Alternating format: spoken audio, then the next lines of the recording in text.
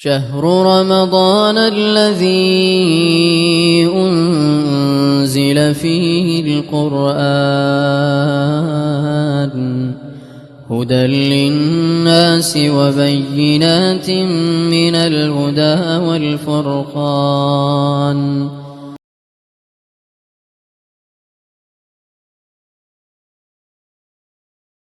الحمد للہ والصلاة والسلام علی رسول اللہ، اما بعد. اعوذ باللہ من الشیطان الرجیم،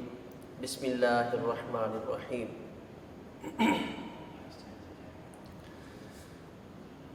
آج ہم نے اللہ تبارک و تعالیٰ کے خاص فضل و کرم سے 8ویں پارے کی تلاوت کو سماعت کیا ہے.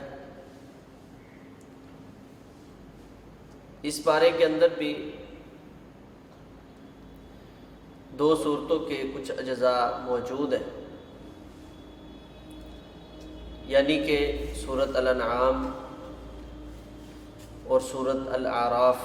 یہ 2 صورتوں کے اجزاء اللہ تبارک و تعالیٰ نے اس صورت کے اندر اکٹھے کیے. سورۃ الانعام کی آخری 55 آیات اور سورۃ الاعراف کی ابتدائی 87 آیات اس پارہ میں موجود ہیں. اس پارہ کے اندر کل 142 آیات اور 18 رکوع ہیں. سورۃ الانعام جیسا کہ ہم نے بتایا تھا، یہ مشرکین مکہ کے عقائد و نظریات کو چاک کرنے کے لیے اللہ تبارک و تعالیٰ نے مکی دور کے آخر میں نازل کی تھی. تو جس جگہ وہ لوگ بتوں کی پوجا کرتے تھے، غیر اللہ کے لیے نذر و نیاز کا بہت بڑا ان کا ایک سسٹم تھا، اس جگہ شیطان کے اس دعوے کے مطابق کہ اے اللہ مجھے تیری ذات کی قسم ہے، میں تیرے بندوں کو خواہشات میں ڈال دوں گا، ان کو برائی کا حکم دوں گا، حتیٰ کہ وہ جانوروں کے کان کاٹ دیں گے غیر اللہ کی طرف منسوب کرتے ہوئے کہ یہ جانور غیر اللہ کے ہیں. تو اس صورت کے اندر اللہ تبارک و تعالیٰ نے ان کے ان نظریات کا خاتمہ کیا ہے جو جانوروں کے سلسلہ میں خصوصی طور پہ انہوں نے کر رکھا تھا.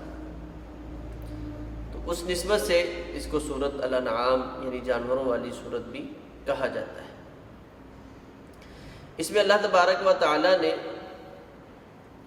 شروع کے اندر ہی بہت ہی اہم ترین ایک بات کہی ہے. فرمایا وَذَرُوا ظَاهِرَ الْإِثْمِ وَبَاطِنَهُ، ظاہر اور باطن سارے گناہ چھوڑ دو. گناہ سے آدمی دور رہے، نفرت کرے، یہ مومن کی نشانی ہے. رسول اللہ صلی اللہ علیہ وسلم نے فرمایا مومن آدمی وہ گناہ کو ایسے ہی تصور کرتا ہے جیسے اس کے سر کے اوپر پہاڑ رکھ دیا جاتا ہے. تو ایک مومن کو اس چیز کا حکم ہے، چھوٹا ہو بڑا ہو، ظاہر ہو باطن ہو، کسی طرح کا بھی کوئی گناہ ہو، اس کے لیے اس مومن آدمی کے دل میں حقیقی طور پہ نفرت ہوتی ہے، کیونکہ برائی اللہ کو پسند نہیں ہے اور اللہ والوں کو بھی پسند نہیں ہوتی. تو اللہ تبارک و تعالیٰ نے اس چیز کا ہمیں حکم دیا ہے. اس کے بعد اللہ تبارک و تعالیٰ نے یہ چیز ذکر کی ہے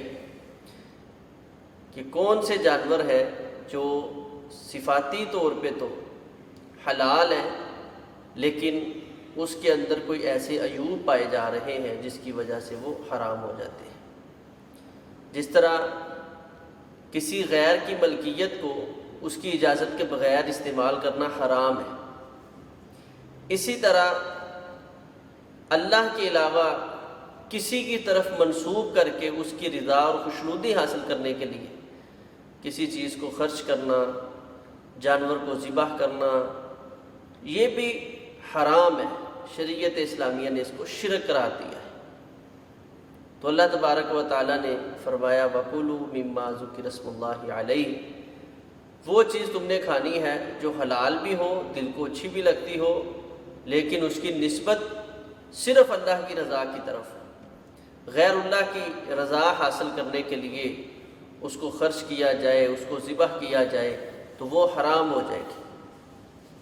تو اللہ تبارک و تعالیٰ فرماتے ہیں وَلَا تَأْكُلُوا مِمَّا لَمْ يَذْكُرِ اسْمَ اللَّهِ عَلَيْهِ، جس چیز پہ اللہ کا نام نہیں لیا جاتا، جس چیز کو اللہ کی طرف منسوب نہیں کیا جاتا، غیر اللہ کی طرف جو چیز منسوب کی جاتی ہے اس کو کھانا مسلمانوں کے لیے جائز بھی نہیں ہے۔ تو اللہ کی طرف نسبت کر کے کھانا ہے، چیز کو خرچ کرنا ہے،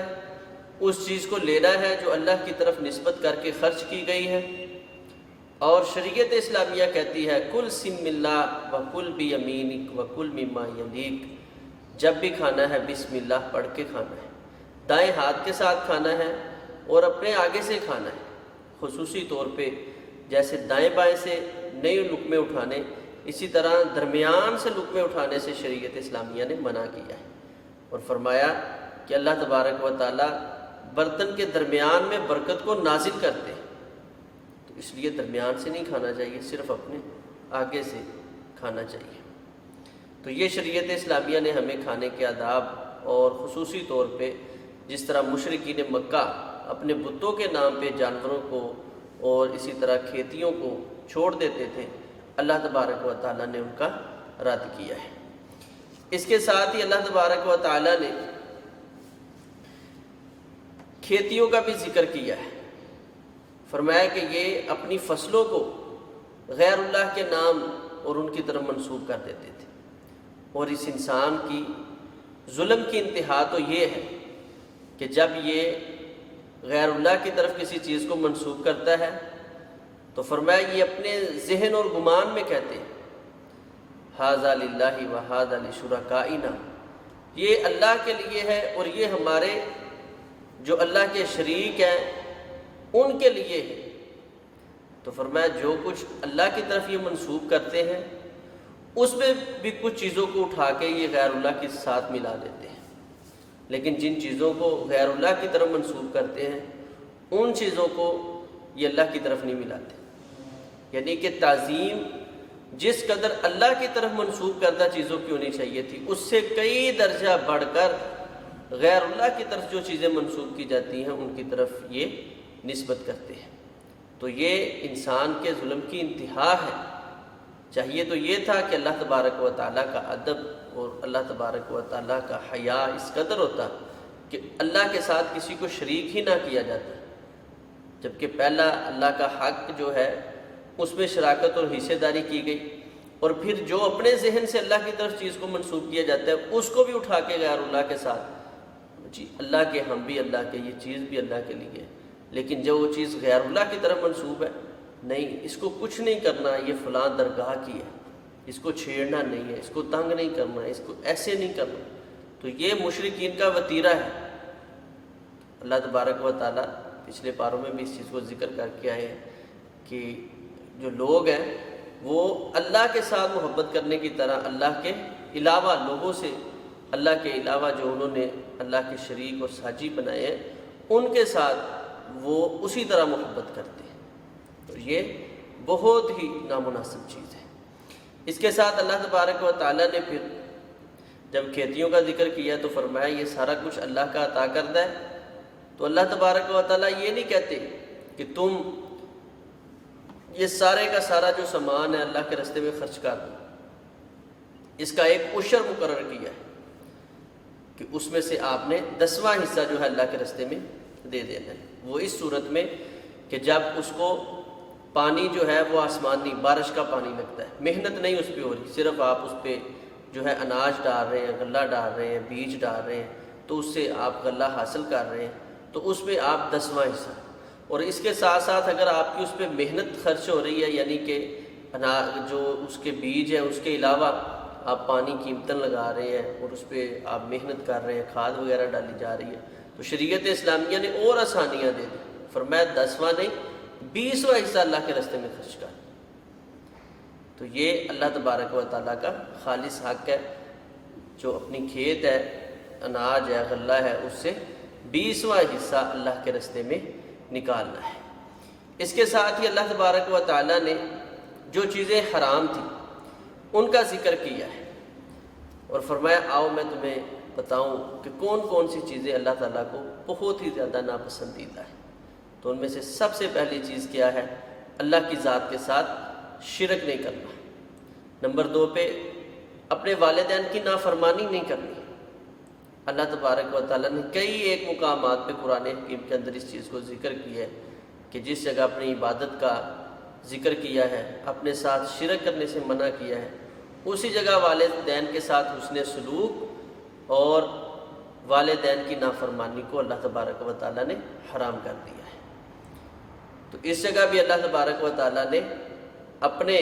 ذات شرک کرنے سے روک کے ساتھ ہی فرمایا والدین کے ساتھ حسن سلوک کرنا ہے۔ اس کے بعد اللہ تبارک و تعالیٰ نے اولاد کو قتل کرنے سے منع کیا، اس ڈر سے کہ یہ کھائے گی کہاں سے، اس کا جو ہے معاش وہ کس طرح چلے گا۔ تو فرمایا اس میں پریشان ہونے والی بات نہیں ہے، نحن نرزقکم وإیاہم۔ اللہ تبارک و تعالیٰ نے پہلے اس انسان کا ذکر کیا، فرمایا تجھے بھی تو یہ سارا کچھ عطا کرنے والی ذات اللہ کی ہے، اگر تمہیں ہم عطا کرتے ہیں تو آنے والی اس نسل اور اولاد کا جو ذمہ ہے وہ بھی اللہ تبارک و تعالیٰ نے اپنے اوپر لیا ہے۔ وَمَا مِن دَابَّةٍ فِي الْأَرْضِ إِلَّا عَلَى اللَّهِ رِزْقُهَا۔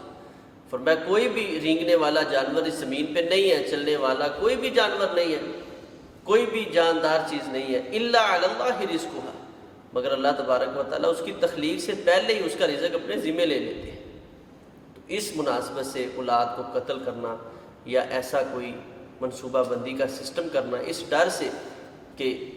اس کا جو ہے نا گھر کا چولہا کیسے چلے گا، یہ انتہائی غیر مناسب چیز ہے۔ اللہ تبارک و تعالیٰ نے اس گناہ سے روکا ہے۔ اسی طرح اللہ تبارک و تعالیٰ نے بے حیائی کے قریب جانے سے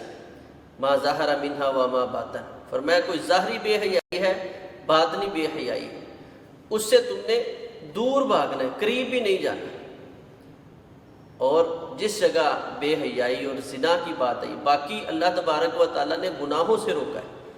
قتل نہیں کرنا، ایسے نہیں کرنا، جھوٹ نہیں بولنا، لیکن جب بے حیائی کی بات آئی ہے تو اللہ فرماتے ہیں قریب نہیں جانا۔ تو مفسرین لکھتے ہیں قریب نہ جانے کا مقصد اور مطلب معنی کیا ہوگا کہ ایسا کوئی بھی ذریعہ، ایسا کوئی بھی راستہ جو برائی کی طرف آدمی کو بے حیائی کی طرف لے کے جاتا ہے، وہ کتنا ہی اچھا اور مزین کیوں نہ ہو، اس راستے پہ آدمی کو نہیں چلنا چاہیے، اپنے آپ کو محفوظ کر لینا چاہیے۔ تو اس لیے اللہ تبارک و تعالیٰ فرماتے ہیں فواحش، بے حیائی کے جو کام ہیں وہ ظاہر ہیں یا باطن ہیں، ان سے اپنے آپ کو کلی طور پہ بچا کے رکھنا ہے۔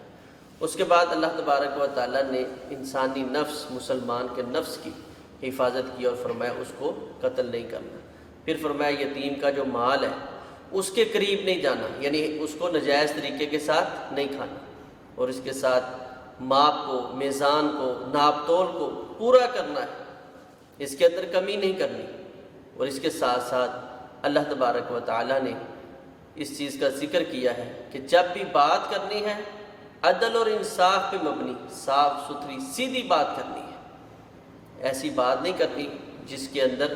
شکوک و شبہات ہوں، غلطی اور جھوٹ کی آمیزش ہو۔ یا ایھا الذین آمنوا اتقوا اللہ وقولوا قولا سدیدا، قول سدید،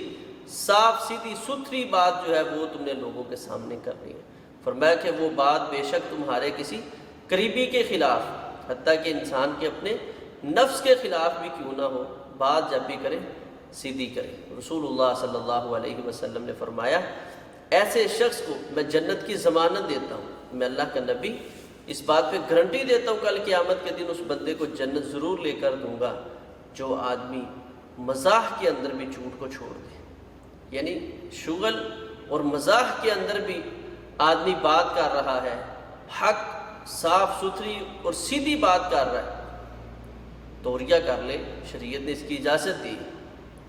تو لیکن بات ہمیشہ صاف ستھری اور سیدھی کرے۔ تو فرمایا ایسے شخص کو میں اللہ کا نبی جنت کی ضمانت دیتا ہوں۔ اس کے ساتھ اللہ تبارک و تعالیٰ نے وعدوں کو وفا کرنے کا حکم دیا ہے، اور فرمایا یہ جو راستہ ہے نا، یہ ساری چیزیں، یہ صراطی مستقیماً، یہ سیدھا راستہ ہے، تم اس کے علاوہ رستوں پہ بھٹکو نہیں۔ یہ دین، یہ شریعت، یہ اسلام ہے، یہ وہ مذہب ہے، یہ وہ طریقہ ہے، یہ وہ سبل ہے، یہ وہ راستے ہیں کہ جو تمہیں جنت تک لے کے جائیں گے۔ تو ان چیزوں سے اپنے آپ کو دور رکھنا ہے۔ ان کے ساتھ جو اچھی چیزیں، اللہ کی توحید، والدین کا احترام، جو اولاد کو اس اللہ پہ اعتماد اور یقین اولاد کے بارے میں، اور اسی طرح نفس کا حیا، بے حیائی سے بچنا، یہ ساری چیزیں آپ کو جنت کی طرف لے کے جائیں گے۔ اس کے بعد اللہ تبارک و تعالیٰ نے اس سورت کے آخر پہ فرمایا قل ان صلاتی و نسکی و محیای و مماتی للہ رب العالمین۔ اے پیارے حبیب صلی اللہ علیہ وسلم، ان لوگوں سے اس چیز کا اعلان کر دیں کہ میری عبادت بدنی جتنی میری عبادات ہے، و نسکی اور مالی جتنی میری عبادات ہے، و محیای و مماتی میرا زندہ رہنا اور میرا مر جانا، میری زندگی کا ایک ایک لمحہ، ایک ایک عمل، میرا ایک ایک لفظ بولنے کا مقصد اگر ہے تو للہ رب العالمین، میری زندگی کا مقصد ہی صرف یہ ہے کہ میں اپنے رب کو کسی طرح راضی کر لوں، اور کوئی مجھے مقصود نہیں ہے، اور کوئی چیز مجھے مطلوب نہیں ہے، صرف اللہ کی رضا مجھے مطلوب و مقصود ہے۔ اور اس رضا میں لا شریک لہ، میرا یہ عقیدہ ہے اس اللہ کا کوئی شریک نہیں ہے۔ تو میں کسی کو خوش کرنے کے لیے نہیں، اگر کوئی بات کہتا ہوں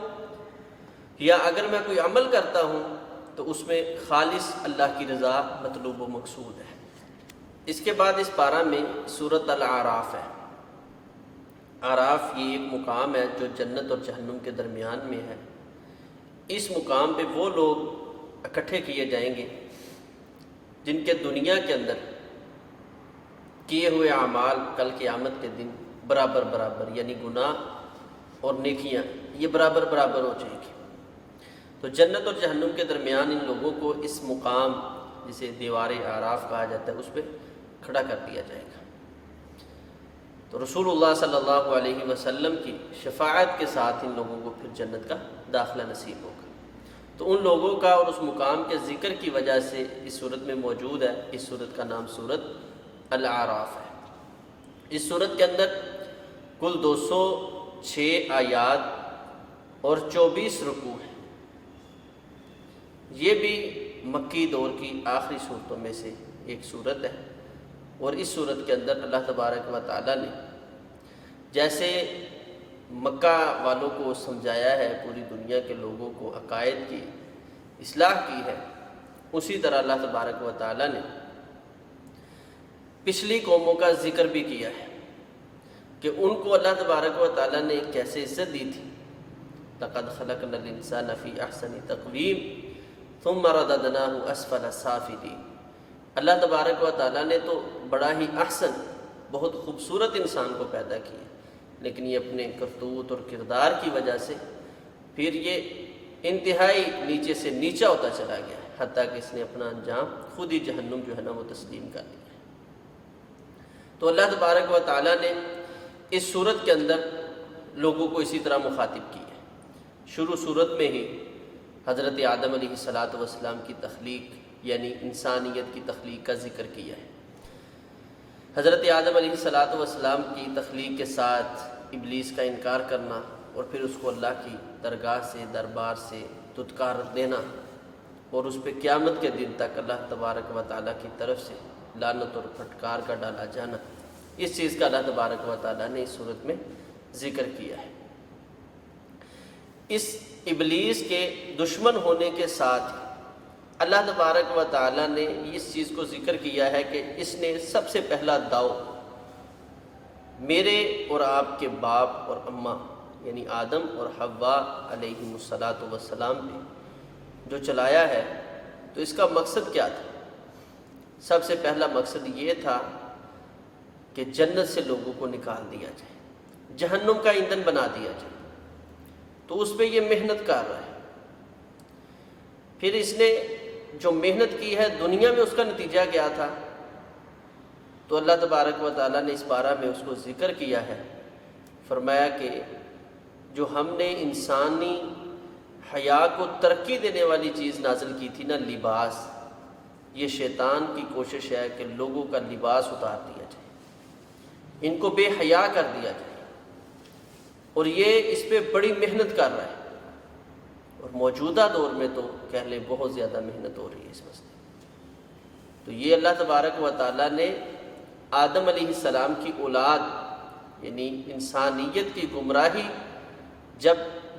شیطان اپنے اس عمل پہ مؤثر انداز میں کام کر رہا ہے تو فرمایا اس کا نتیجہ کیا ہوگا کہ اولاد آدم کو ننگا کر دیا جائے گا۔ اللہ تبارک و تعالیٰ فرماتے ہیں، اے آدم کی اولاد، قد انزلنا علیکم لباسا یواری سوآتکم، اللہ تبارک و تعالیٰ نے تمہارے اوپر خصوصی طور پہ لباس کو نازل کیا ہے، اور جب جنت سے آدم علیہ السلام کو نکالا گیا ہے تو اس وقت کیا ہے، فرمایا وہ جنت کے درختوں کے پتوں کو اٹھا اٹھا کے اپنے وجود کو چھپانے کی کوشش کر، تو اس نے اپنا جب وار چلایا ہے تو اولاد آدم کو سب سے پہلے ننگا کرنے کی کوشش کی۔ آج دیکھ لیں کیا حالت اور کیفیت ہے۔ رسول اللہ صلی اللہ علیہ وسلم نے فرمایا تھا نا، صنفان من امتی لم اراہما، میری امت کی دو قسمیں ایسی ہیں کہ میں نے ابھی تک ان کو نہیں دیکھا، اور یہ کبھی جنت میں داخل نہیں ہو سکتے۔ جنت تو بڑی دور کی بات ہے، یہ جنت کی خوشبو نہیں پا سکتے۔ ایک تو ظالم حکمران کہ جنہوں نے ہاتھ میں کوڑے لیے ہیں، جن پہ دل کرتا ہے برسا دیتے ہیں، ان کو کوئی پوچھنے والا ہی نہیں، اور دوسرے وہ فرمایا میری امت کی عورتیں کاسیات عاریات ممیلات مائلات رؤوسہن کاسنمۃ البخت، فرمایا وہ جو کپڑے پہننے کے باوجود ننگی ہوں گی، کپڑے تو ان کے بدن میں ہوں گے لیکن اتنے باریک ہوں گے کہ ان کے جسم کے اعضاء نظر آ رہے ہوں گے، اور اسی طرح اتنے تنگ ہوں گے کہ ایک ایک جسم کا حصہ ظاہر ہو رہا ہوگا۔ آج دیکھ لیں ہمارے معاشرے میں کیا سسٹم ہے۔ اللہ تبارک و تعالی ہمیں شیطان کے ستاؤں کو سمجھنے کی توفیق عطا فرمائے۔ تو فرمایا یہ عورتیں جنت میں جانا تو بڑی دور کی بات ہے، یہ جنت کی خوشبو بھی نہیں پائے گی، جبکہ جنتی کو جنت کی خوشبو ابھی 500 سال کی مسافت پہ جنتی ہوگا تو پہلے آنا شروع ہو جائے گی۔ تو اللہ تبارک و تعالی ہمیں ان چیزوں سے محفوظ فرمائے۔ اس کے ساتھ اللہ تبارک و تعالیٰ نے اس صورت میں خصوصی طور پہ پھر دیگر انبیاء کا بھی ذکر کیا ہے۔ حضرت نوح علیہ السلام کا ذکر اور ان کی قوم کا، کہ ان کے اندر اللہ کی ذات کے ساتھ جو شرک کرنا، اس کی بیماری پائی گئی، اولیاء کے نام کے اوپر ان کی محبت کے نام پہ اللہ تعالیٰ کے ان کو شریک بنا کے بیٹھ جانا۔ اسی طرح حضرت صالح علیہ السلام کا ذکر ہے۔ اسی طرح اس صورت کے اندر اللہ تبارک و تعالیٰ نے حضرت لوط علیہ السلام کا ذکر کیا ہے، اور اسی طرح حضرت ہود علیہ السلام کا ذکر کیا ہے، اور اس صورت کے آخر میں اللہ تبارک و تعالیٰ نے حضرت شعیب علیہ السلام کا ذکر کیا ہے۔ تو انشاءاللہ دیگر مقامات پہ جس جگہ تفصیل کے ساتھ انبیاء کا ذکر آ رہا ہے، ہم انشاءاللہ خلاصہ کے اندر ان انبیاء کے حالات اور قوموں کے جو حالت تھی اور ان پہ عذاب کی جو بڑی وجہ کیا تھی، ان کو انشاءاللہ ذکر کریں گے۔ اللہ تبارک و تعالیٰ سے دعا ہے اللہ تبارک و تعالیٰ ہمیں سنت کے مطابق زندگی بسر کرنے کی توفیق عطا فرمائے۔